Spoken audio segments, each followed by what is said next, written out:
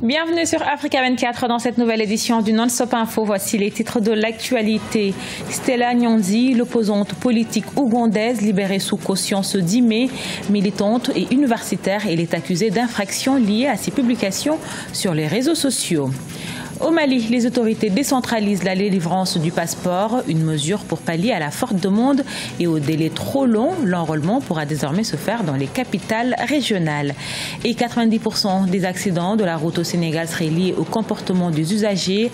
Un constat qui amène aujourd'hui le gouvernement à lancer un plan d'urgence de sécurité routière. Mais tout d'abord, face à la menace terroriste, 3 pays africains s'unissent pour lutter contre le phénomène. Il s'agit du Tchad, du Niger et du Mali. Ce jeudi 11 mai, ils ont signé une convention de coopération judiciaire à Niamey, la capitale du Niger. Elle vise notamment à renforcer la sécurité et le contrôle aux frontières. En Ouganda, la militante et universitaire Stella Nyonzi a été libérée ce 10 mai sous caution. En détention depuis un mois, elle est poursuivie pour harcèlement en ligne et communication offensante. Marcel Farba-Maroun. La conférencière et chercheuse d'une université publique ougandaise, Stella Nyonzi, a été libérée sous caution mercredi 10 mai 2017. À son arrivée au tribunal, Stella Nyonzi semblait marcher avec difficulté et a été assistée pour entrer dans la salle d'audience. D'après un porte-parole des prisons, cela est dû à une maladie qui a toutefois été soignée par des médecins. Et pour recouvrer la liberté, l'opposante au président Museveni s'est engagée à verser une caution. Sur la note ci-dessus, en exerçant mon jugement, j'ai décidé d'accorder à l'accusé sa demande de libération sous caution, mais dans les conditions suivantes. L'accusé doit payer une caution de 10 millions de shillings. Stella Nyonzi utilisait les réseaux sociaux pour accuser le président Yoweri Museveni et sa femme Janet Museveni, ministre de l'Éducation, de ne pas tenir une promesse électorale faite principalement aux écolières. Sauf que ces publications, certes franches, comportaient ce que beaucoup qualifieraient d'insultes. D'aucuns considèrent ainsi le cas de Stella Nyonzi comme un test clé pour la liberté d'expression dans un pays d'Afrique de l'Est dirigé par un président en fonction depuis une trentaine d'années. Les tribunaux ne l'ont pas empêché de s'exprimer librement, à condition que cela soit légal et dans le respect de la loi. Je pense donc que la demande des autorités de l'empêcher de s'exprimer n'était pas raisonnable. Je suis heureux que les tribunaux aient ignoré cette demande. Stella Nyonzi a été arrêtée le 7 avril 2017. 4 jours plus tard, elle est accusée d'infractions liées à ses publications sur sa page Facebook et d'avoir violé la paix et le droit à la vie privée du président Museveni. Rappelons qu'en Ouganda, les manifestations antigouvernementales sont sévèrement réprimandées. C'est un soulagement pour les Maliens face à la demande croissante et les délais d'attente trop longs. Les autorités décentralisent la délivrance du passeport. Plus besoin d'aller à Bamako, la capitale, pour se faire établir le document de voyage. Désormais, la délivrance se fait dans les régions. Birama Saonera.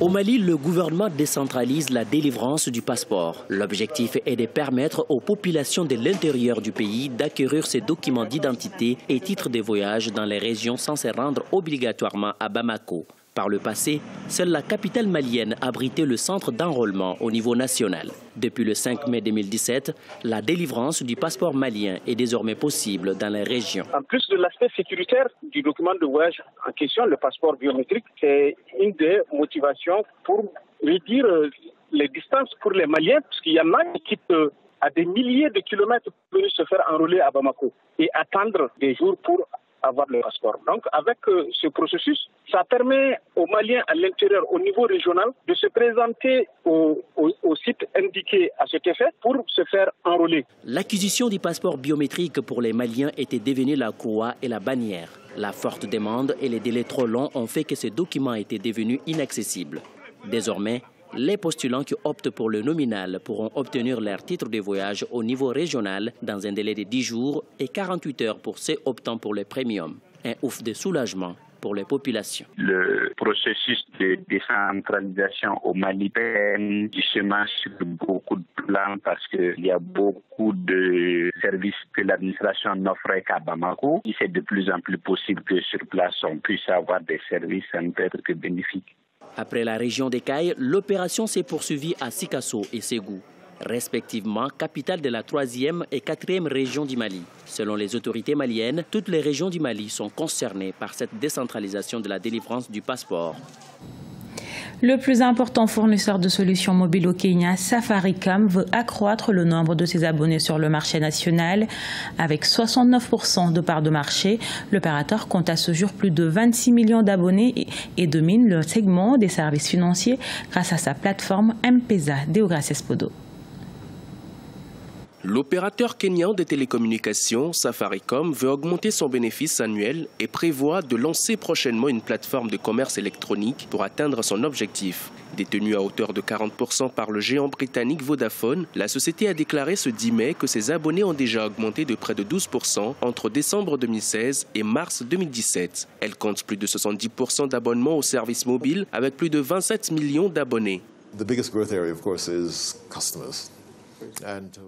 La plus grande part de croissance est évidemment due aux clients. Nous avons attiré plus de 3 millions de clients au cours de la dernière année, alors que la croissance démographique est d'environ 1 million par an. Je pense que c'est un très bon résultat.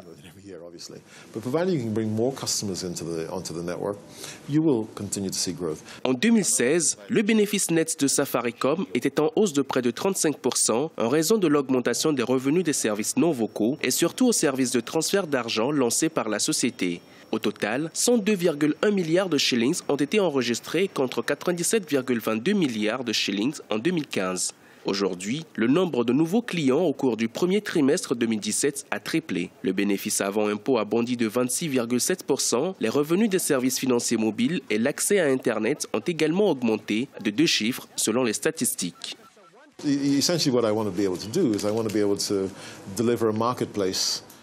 Nous continuons à nous concentrer sur les entreprises qui peuvent résister aux forces réglementaires et économiques qui façonnent actuellement l'environnement commercial. Nous croyons au vaste potentiel inexploité de l'économie kenyane et nous allons de plus en plus vers les besoins des clients, parallèlement aux investissements dans les technologies critiques, pour stimuler une stratégie à long terme pour la croissance.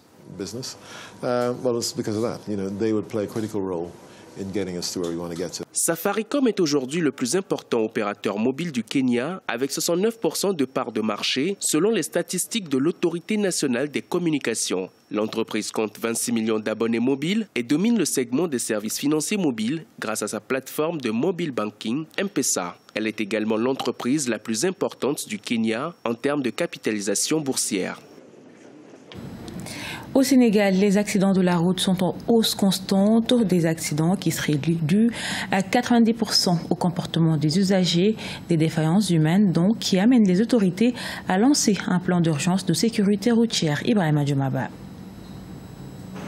Le Sénégal a enregistré au cours de l'année 2016 plus de 600 morts dans des accidents de la circulation à travers son territoire. Les autorités sont à pied d'œuvre pour y remédier. Selon les chiffres officiels fournis par le ministère des Transports terrestres, le facteur humain est la principale cause des accidents dans le pays.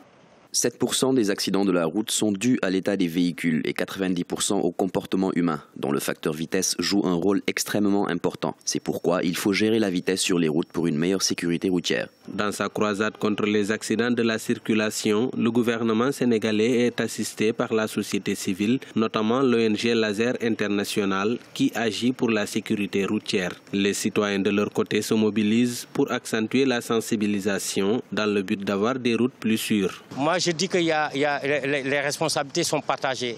La population a une part de responsabilité, mais l'État aussi a une grande part de responsabilité dans ça. L'État devrait réglementer, n'est-ce pas,